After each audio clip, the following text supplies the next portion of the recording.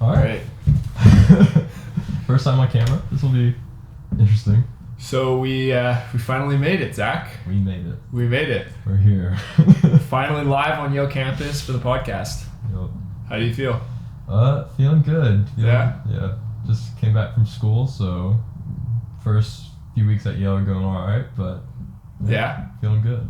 So what have you been doing mainly all this time? So, into film and all that. So a lot of film, intro to film studies.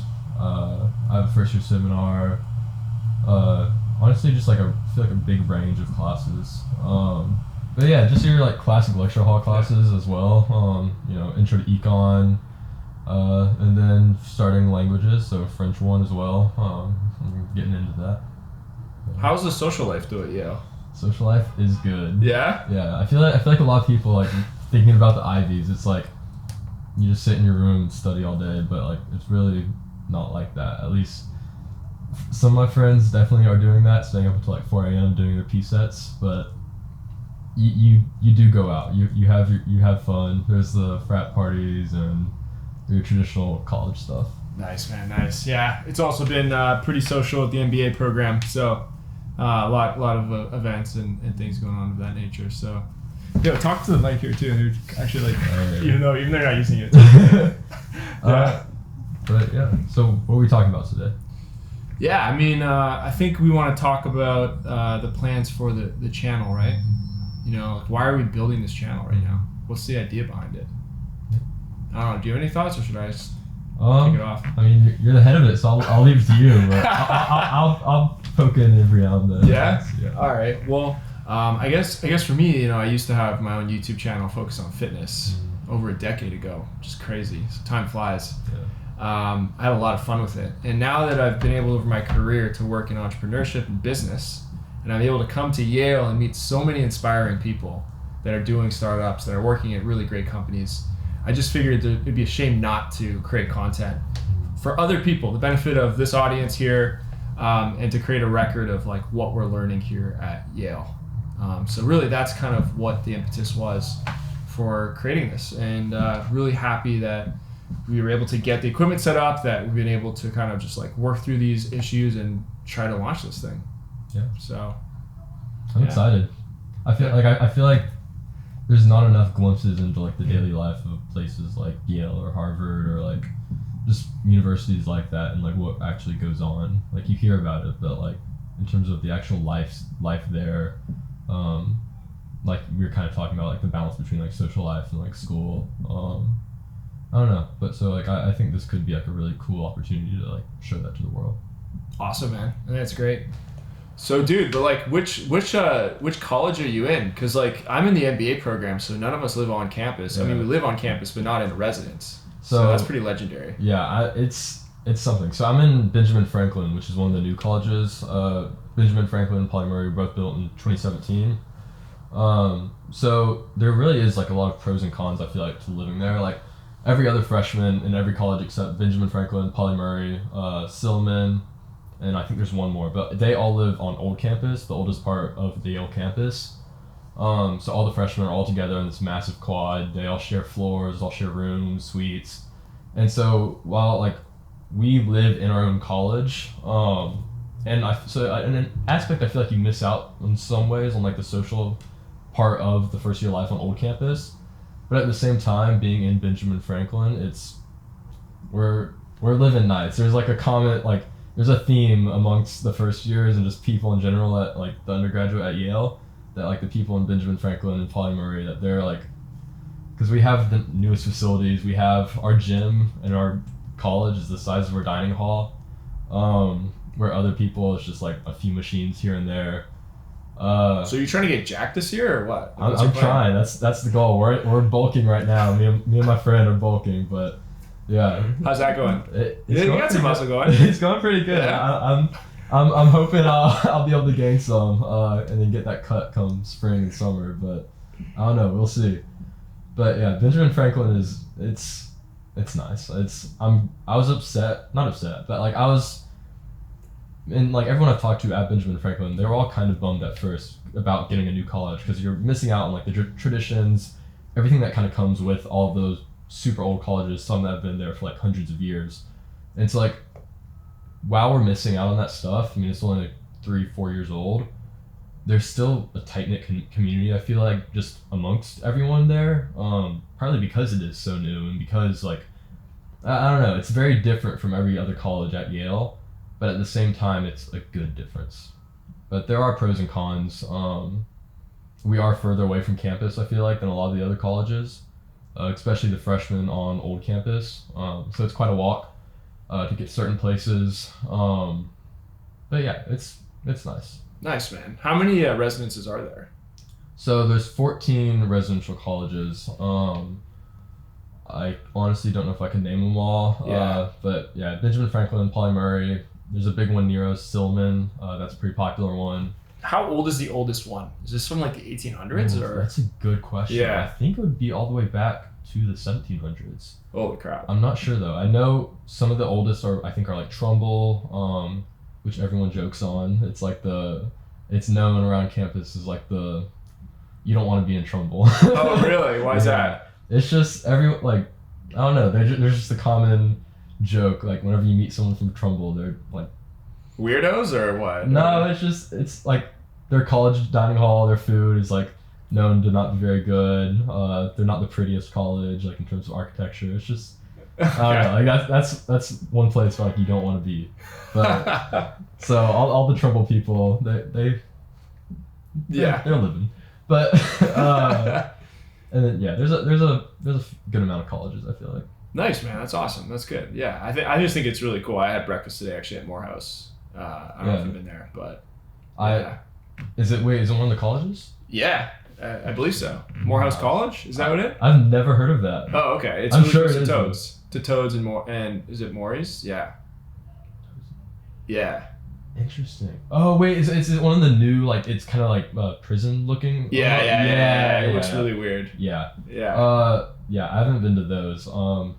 I've heard they're actually pretty nice, like, surprisingly, because like they're kind of ugly on the outside. They don't match really the architecture of all the other colleges, at least, like the Gothic, revivalist Gothic architecture. But I don't know. I've heard they're nice.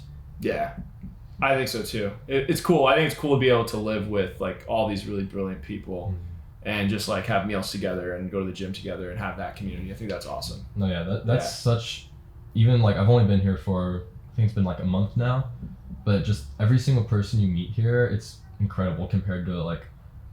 I mean, you can get the same experience at other colleges for sure, but you're walking down the street, going to a party, and the people you're walking with have a patent on an like invention. Like, it's just, everyone here is just insane in their own way, in a good way. But like, I don't know, it's just the most brilliant minds in America, in the world, all gathered in one place, living their college years. It's incredible. Yeah, it's pretty awesome. For me, I went to a small undergrad college in Canada that like most people don't know about. So to be here now at the age of 30, it's a pretty big blessing, I think. And just even yesterday, like I worked for the Startup and Entrepreneurship Club at the MBA school, and like we hosted a guy named Corey Pattison who basically did his graduate degree at Yale, and then went on to work for the World Bank for 7 or 8 years, working on sustainability task forces and things like that, and like.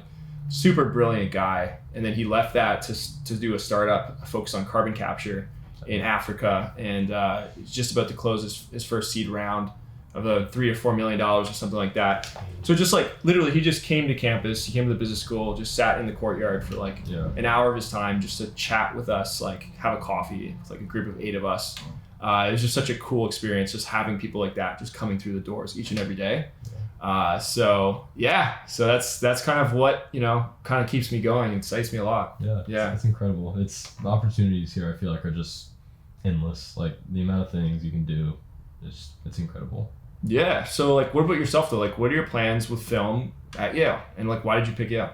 That's like a good question. It's one I actually still ask myself, because like my final 2 schools that I was choosing between were full-on film school at NYU, like fully committing to that route, film production, just everything, or a more like well-rounded, I feel like, education at an Ivy League like Yale, and I chose Yale, and they're not known for their film. But I mean, the film program is here, and there is a good community of filmmakers at Yale, a surprising community actually for being a research humanities Ivy. Like, are there any famous filmmakers coming from Yale? Not that I can think of off the top of my mind. Okay. Obviously, like, there's a lot of actresses and actors. I mean, Meryl Streep was Yale drama. There's a lot of people like that going into it. And there's not as many Yale filmmakers, but there are a lot of writers in the industry. A lot of people like behind the creative storytelling side of it. So like producers, screenwriters, yeah, exactly. all that stuff. Which is what I'm like honestly probably more interested in. I think that's why I chose Yale compared to an NYU education, where it's much more garnered towards actually producing films, things like that. Because my intended major, I'm hoping to double major in creative writing and film studies, which I'm honestly I don't have any specific goals for going into the industry, but I just want to go in and just have a role, have a career just that has to do with storytelling in some way. So whether that be screenwriting, directing, being a DP on a film, just whatever. What's DP? Director of photography. Got it. They're the Okay. ones behind the camera who plan the shots, plan the film, how it looks, working with the director and the other creative leads. So yeah, that's kind of why I chose Yale, in a nutshell. One of my friends, she's a sophomore in film here, and she was like, because I was talking to her about NYU and Yale when I was trying to make my decision, and she said at NYU, you would be a small fish in a huge pond, and the opportunities there are like everyone is going for them at the same time. It's New York, and those opportunities are there, but it's a lot harder to get. Whereas here at Yale, she said it's like being a huge fish in a tiny pond, because New Haven is not known for its film community, so there's a lot more opportunities locally to get into film and to get that experience hands-on in college before you go into the industry. And I think that's another really big reason why I ended up choosing it. So you're a big fish. I'm hoping to become one of those big fish. Yeah. That's awesome. That's awesome. Yeah. So like, what type of content do you feel like most speaks to you that you would like to develop while you're here, both in the film writing and on the production side? Yeah. So my experience so far in film has been in short films a lot. We had a program in my high school called Jets Press, really great program, but we do things like music videos, short films, documentaries, stuff like that. And so I want to continue things like that. Amari, my sophomore friend, I'm DPing her film that's coming up. So I'll be getting experience with that. It's a short film. But I also want to get into kind of like what we're doing right now, but like just the YouTube space. So like actual content creation garnered towards YouTube rather than just the film medium in general. So this isn't just a job for you. Like, you actually are passionate about creating this content. So yeah. You're not just trying to get my money. No. So for years I've been wanting to get into YouTube, and like one of my second biggest passions is history, which I feel like coincides really well with storytelling, because I feel like that's all history is. It's just a whole multitude, a quilt of stories. And so one of the things I really want to do, if I ever do go into the film industry, is like tell those historical stories, but through writing or through film or through mediums like that. And honestly, I kind of want to do that with YouTube as well, whether it be like historical documentary type videos or just videos garnered towards telling people stories. Dude, I love that. That's awesome. Yeah. I also really enjoy history as well. Yeah. So I think that's really cool. And I just love how there's so much ability in YouTube to just create any type of content. It's just like a free canvas to just create things and resonate with others. It's insane the things you can learn on YouTube. Like as just having that out there for everyone with internet access can go and just search at it like in seconds, like, and just start learning a new skill. I mean, it's incredible. The things you can teach yourself, things you can learn.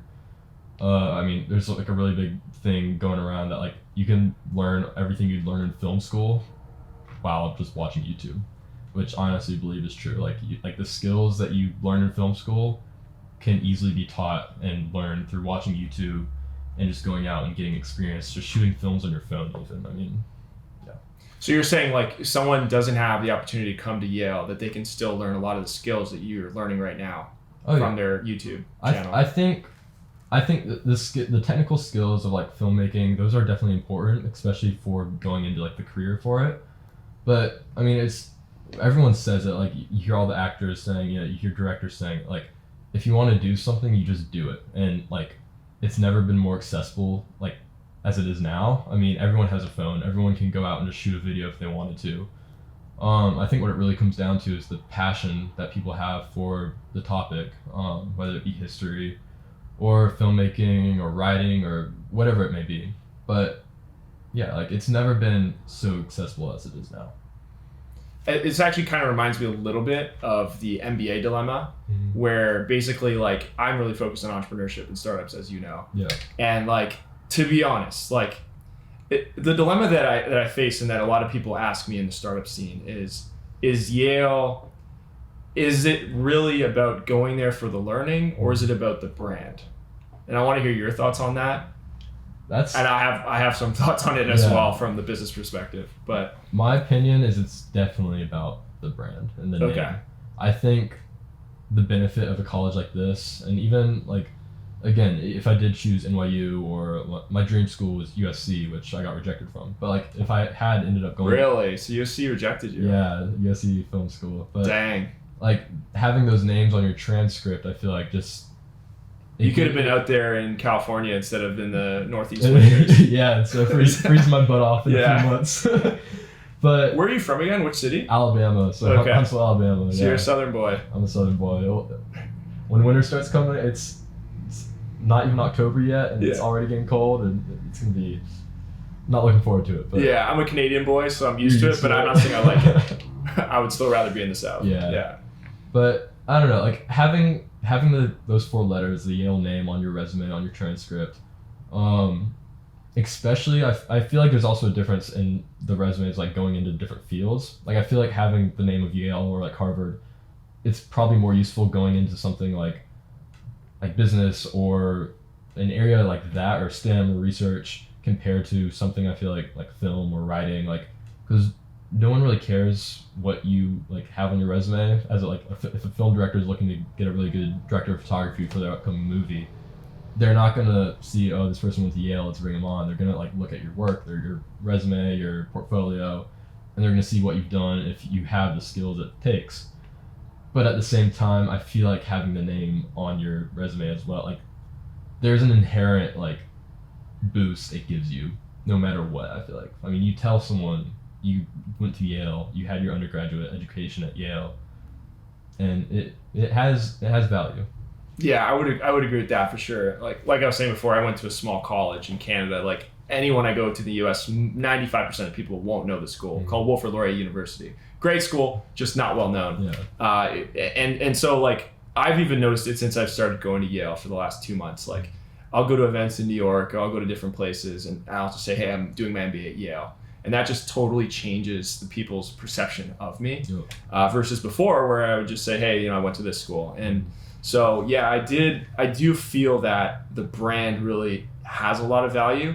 But there is a cynical aspect of that as well, because I think a lot of people, especially in the entrepreneurship space, they think like, okay, like, what am I actually learning? And even myself, like, I question myself of like, okay, I'm sitting in these business classes and like the professors are smart people, but I'm like, is this actually making me a better businessman or entrepreneur? And I think sometimes people get caught up in just like these classes and these assignments, and really like what I want to spend my time on is like becoming a better entrepreneur. Yeah. And a lot of that, I think, can be found online as well.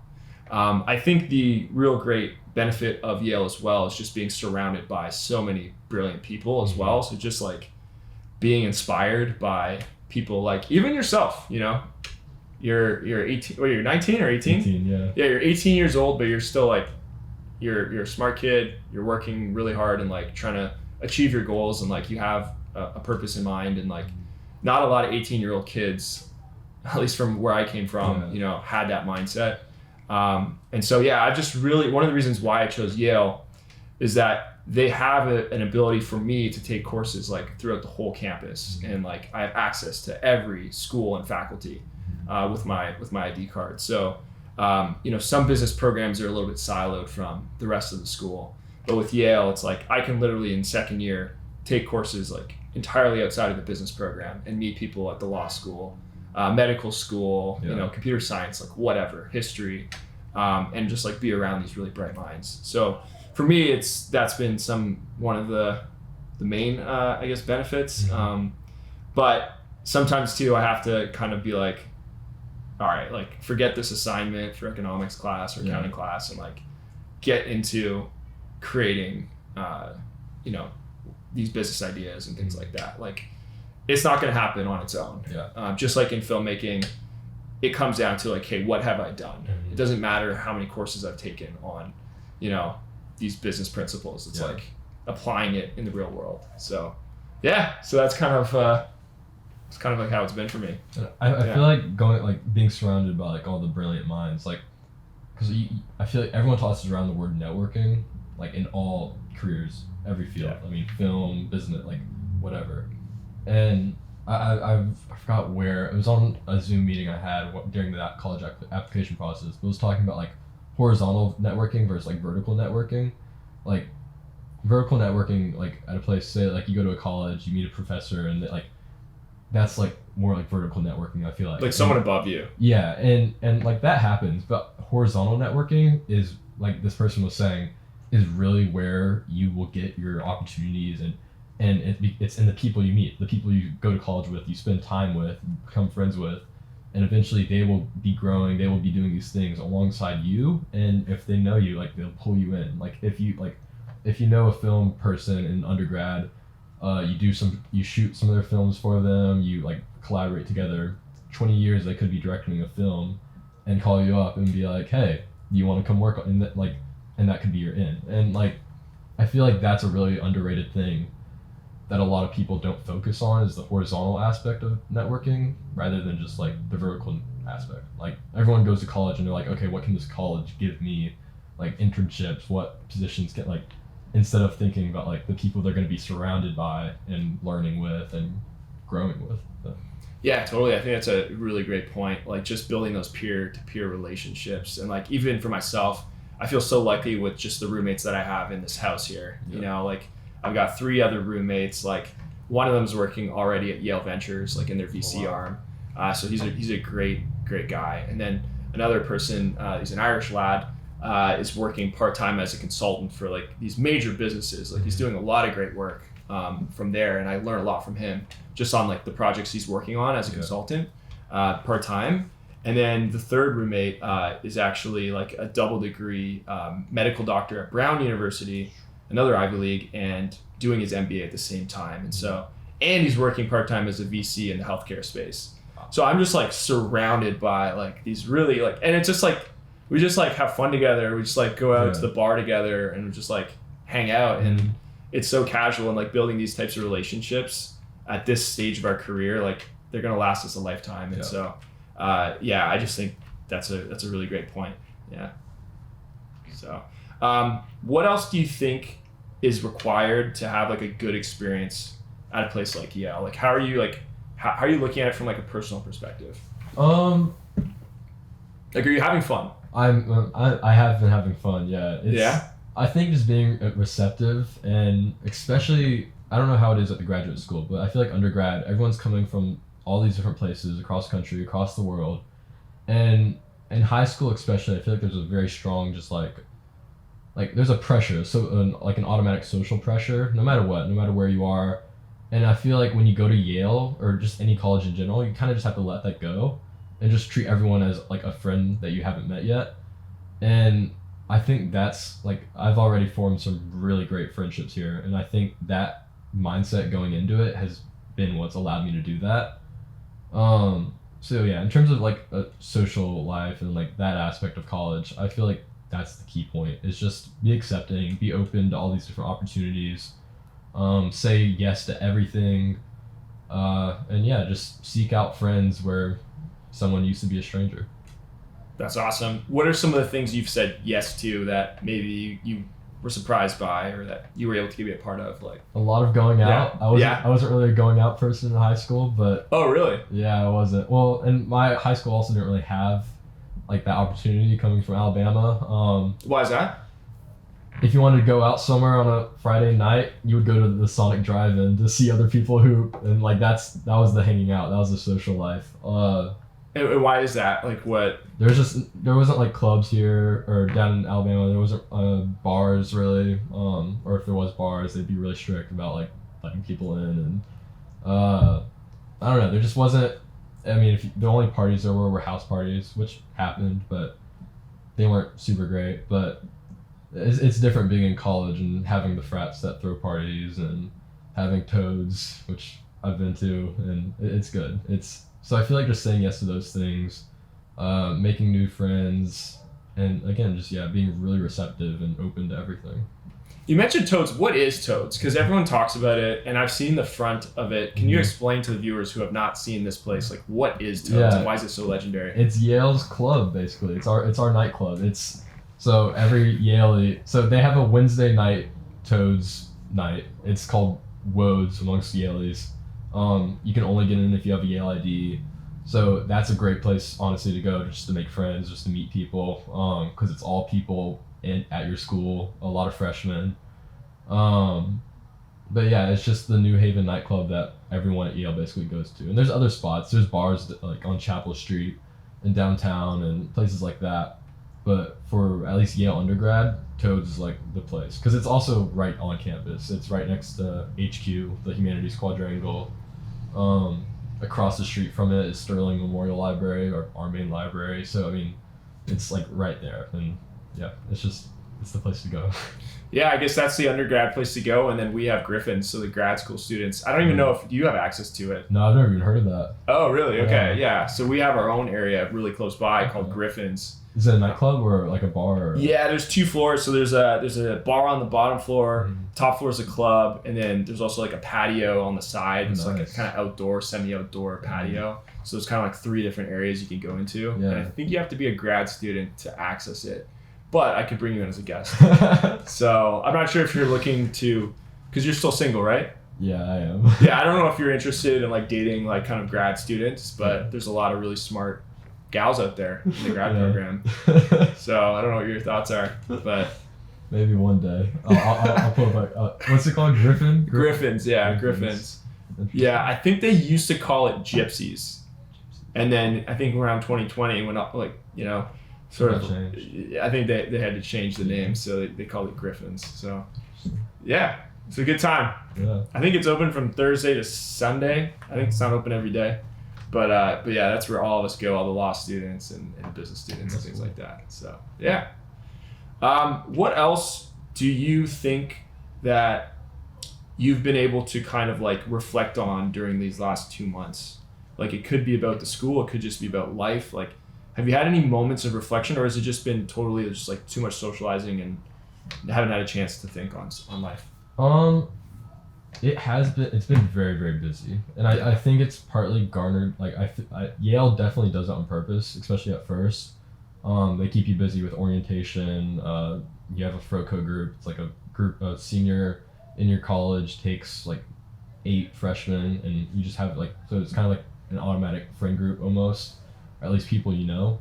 And then they kept you so busy like the first 2-3 weeks, which is honestly smart, because then you're not thinking about home. You're like, I didn't have any homesickness, which it kind of sucks to say, because like I love my family, I love my home, my friends back there, but like you don't have the time to have those feelings. And then school starts and you're busy with that, and so yeah, you kind of naturally get in the flow of living here. So there hasn't been a ton of reflection time, but yeah, I don't know. I feel like just coming to college itself has been a good change for me personally. I mean, college is the place where you try things new, you go outside your comfort zone, you do where you develop and grow as a person. I feel like it's where you truly blossom and become like what you're meant to be. And I feel like I can already see that happening with myself, and I've only been here a month. So wow. In what ways do you feel like you're becoming what you're meant to be? Just confidence, I think, is a big one. Just having that confidence in yourself, which I think also comes with like the making friends and just being open to everyone. You kind of just let any like self-doubts go with that. So that's been a huge part, and I think a lot of people have that going into college, like that just because I mean it's a new place, no one knows who you are. You can kind of like reinvent yourself in a way, but in a good way. So I think that's been a big part. But then yeah, just pursuing your interests, your passions.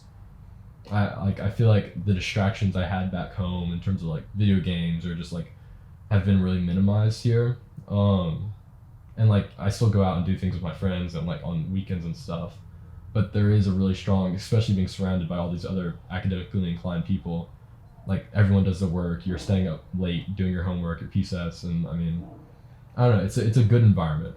It's a good balance. I think that's a good point, actually. I was surprised by how much, I mean, I guess for me, it's an MBA program, which is different than college, but I was surprised by how much people really just wanted to have fun in the MBA program and just in general. Even observing the other grad programs, like just the amount of just like social events, like parties, and just like, yeah, just like people just letting their hair down and just having fun.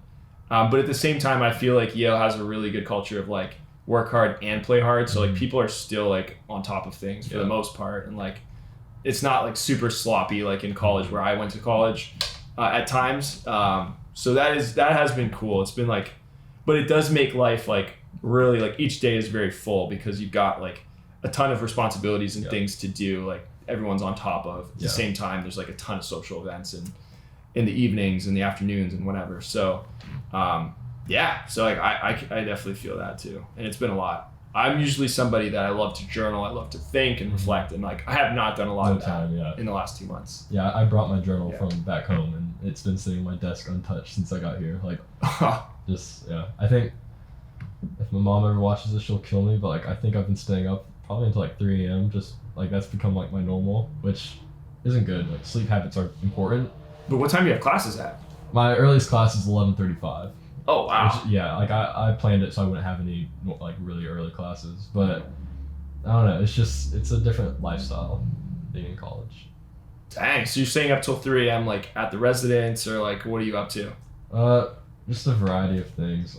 That you don't want to disclose. But like, I mean, I've been getting my workouts in like really late. So that's been a thing. Staying up in the library doing homework. Yeah, you're just saying that because your mom's listening in. Yep. But yeah, I don't know. It's just it's a different lifestyle. Yeah. For sure. No, nice. Yeah. Yeah, I would say on my side, like in the MBA program, it's definitely been full as well. We only have, I think, 12 hours of class a week, which I think is similar to yourself, potentially. But on top of that, like I've heard the MBA program is like, there's kind of like 4 kind of legs of a stool, if that makes sense. And like those will change over time. So like those are kind of social, academic, career recruiting is like a third one. And then the fourth one's like just personal. And like, between everything going on, particularly for MBAs is recruiting right now. Yeah. So like there's 3 main sort of streams people typically want to go into in recruiting. So that's like finance, which is mainly investment banking type jobs. There's consulting, so working for firms like McKinsey or Bain. And then there's like the big tech jobs, which have become really popular lately as well. So like Amazon, Facebook, and things like that, Apple. So like we actually have a very structured process in the MBA program where like people that are interested in one of those streams will join a club. So a finance club, technology club, consulting club.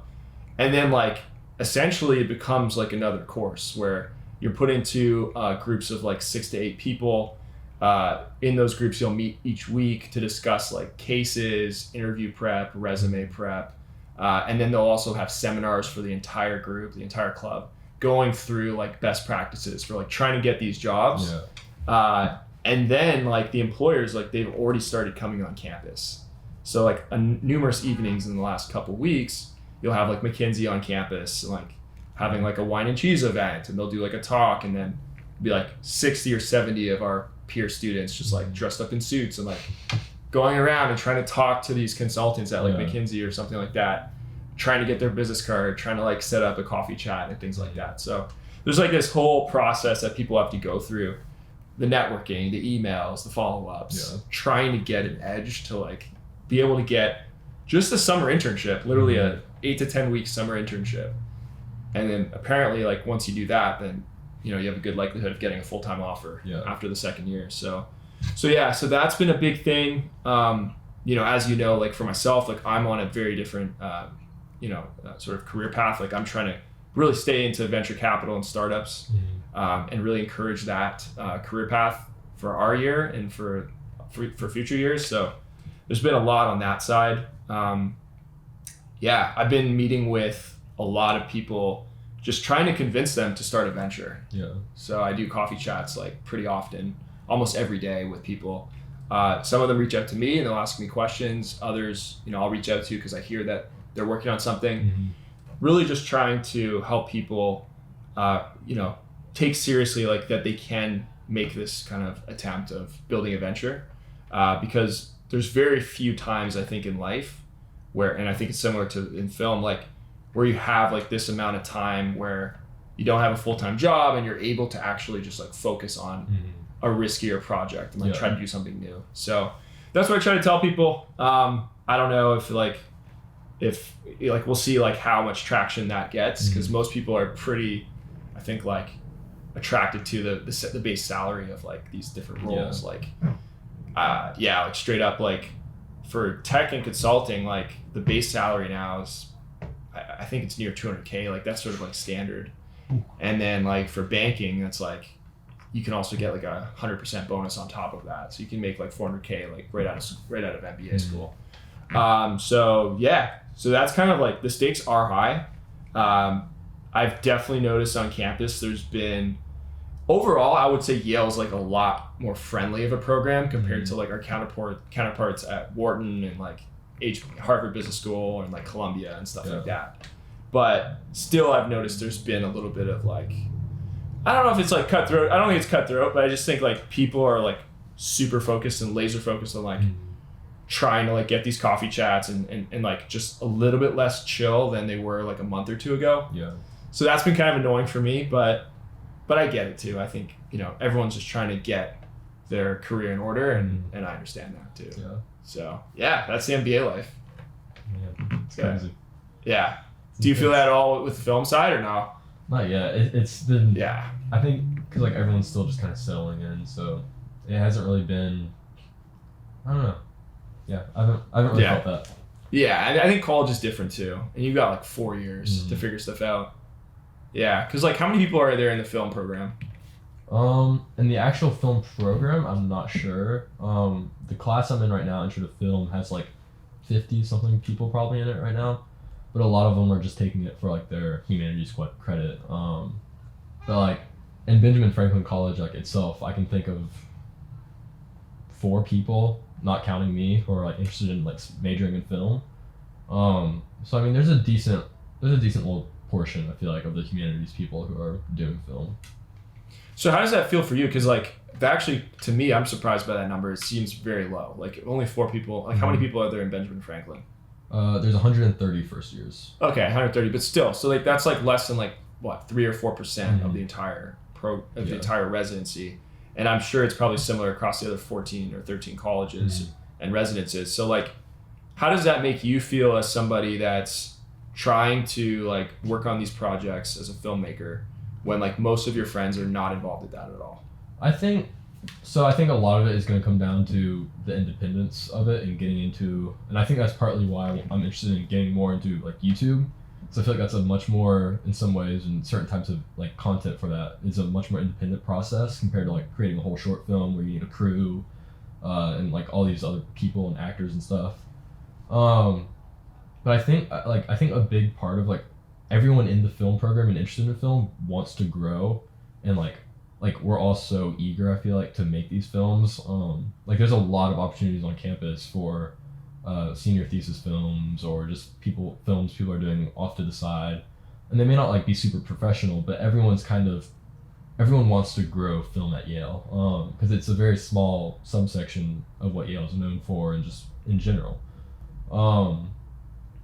So like it would be nice like if it was kind of like a community like NYU, where you have this super massive pool of people to choose from. All of your friends in your program are like want to do these films, want to go out and shoot. but the communities here, although it's smaller, is still, I think, they're very strong, and they're very willing and ready to do film work. Yeah, that's interesting. I feel it's very similar to, I think, the entrepreneurship stream within like the graduate programs at Yale. Like, it's not a strength, and like I feel at times like I'm a little bit I don't know, not black sheep, but like, I'm somebody that's very different from a lot of my other counterparts, like I mentioned, who are focused on these very structured recruiting paths. So yeah, I've been trying to do the same, man. I've been trying to create as much community as possible between founders, trying to encourage people to become founders and go on that journey.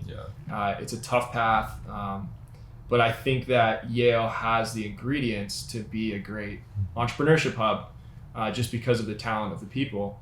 And I think also with film, like, there's no reason why Yale can't also be like dominant as well. Yeah. Like, I think with enough push and enough like passion for it, like I think Yale could become, because I mean, none of the Ivies are really known for film. Like, none of them really have like a film school, which is interesting. And like, it would be cool if like Yale was the first one to like create that and like actually have like a set community where people who are like really academically inclined and want to go to a school that's like an Ivy, but also want to pursue film, can like come to Yale and have that like mixed bag, that both options. Yeah, and like as Yale's going through that process, like you're going to be here for 4 years. Like, do you see yourself as a leader in that kind of movement? Not right now. There's definitely like there's a lot of like upperclassmen who are really big on it. Who are like leading the like clubs that we have and stuff like that. But I think that's something I want to like eventually really try and take the reins of. Like junior year maybe, and like be the one who organizes the films and like gets the crews together and hopefully tries to make a name for the film at Yale and like get our name out there. Awesome. I guess as we close off like the last couple minutes, are there any questions you have for myself? Because we've known each other for a little bit now. Yeah. Not off the top of my head, I don't think. I definitely like. I think the worlds of like an MBA program and like undergraduate Yale film are like so different, but at the same time, like you were kind of talking about, very similar. And I honestly just like throughout this whole experience, that's what I'm looking forward to, is just like seeing how those worlds kind of like merge and come together. Because I mean, there is an interest. I feel like a lot of people, not everyone, but like a lot of people are definitely interested, even if they're not into business, like in kind of creating like my dream goal one day, like if I had like the funds to do it, is like create my own production company and have that business and like be the leader of that business, produce and make the films that I want to make, and like have that control almost, which I feel like kind of ties in almost with the MBA program in terms of like that entrepreneurship and like stuff like that. So yeah, I don't really have any questions, but I think it'll be interesting to see the way both of those paths and careers and like how they kind of merge together. Yeah, I agree with you 100%. Like, I think there's so many resources between the faculties at Yale, and like we can just like there's so much to benefit from each other. An example of that is like I was in a course, I'm still in a course right now called Entrepreneurship in the Art Market.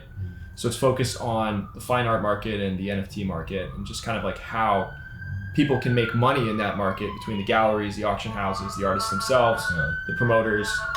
And I was able to bring like one of my friends who's a graduate from one of the Yale art faculties, and he's an artist now, he's a painter, to come to the class. And we actually, during the class this past Monday, had Beeple come on through Zoom and like present to us, like kind of like just talk to us for like an hour, which was such an amazing experience because like for those that don't know, like Beeple is like one of the most popular NFT and digital artists like online right now, and he sold his portfolio of a bunch of his artwork for like $69 million last year as an NFT, and he's just like a super talented, I think, like kind of commentator on society, because a lot of his art is all done digitally. He's actually a computer scientist, but like a lot of his art is actually discussing themes of like politics and technology, and it's a little bit dystopian at times, the way he posts things, but it's just so cool to have him come online and talk about not only his art, but like how he was able to commercialize his art and be able to sell like literally digital pictures on a screen for $69 million last year. He goes through like the strategy and like how he was able to build a following on Twitter and Instagram, and like how that was such a big part of his success. And so like my friend Sam was able to kind of see that because, you know, he's working on his art and like how to promote it. And I think there's like so much of those types of resources on the SOM campus that I want to open up to people like yourself, to your friend Jack, who introduced us, as well as like other people like within various grad programs as well. So yeah, I think like the MBA program at Yale, there's just so much resources there. And on the film side, like I think there's a big opportunity for promotion of the program itself. Like I think it is a great program, but there isn't a ton of content and like, you know, resources to kind of like let other people see how great it is. So yeah, if we could work on that, I think it would be cool too. Yeah. So like, I guess like closing off, I think we've been trying to close off for a while. What would you say is, I think of a random question to ask. Do you like those or no? Sure, go for it. Yeah. Okay, so like, what would you say is your favorite thing to do like on a Saturday afternoon, like if you're just like free? It's a good question. Yeah. It's a good question because I feel like it changes a lot. Yeah. Like, especially depending on like my mood and like how, but like I love reading, which at Yale I haven't been able to like just like free time reading, like just for fun. But like I feel like I haven't had a lot of time to do that, so like that's something I want to try and get back into. I like writing. That's actually where like my original like my love for storytelling and like that it all kind of started with creative writing. Was that in like middle school or like high school? So it actually started in elementary school. So that's a whole story. But like, do share. We got like 4 minutes, but like do share.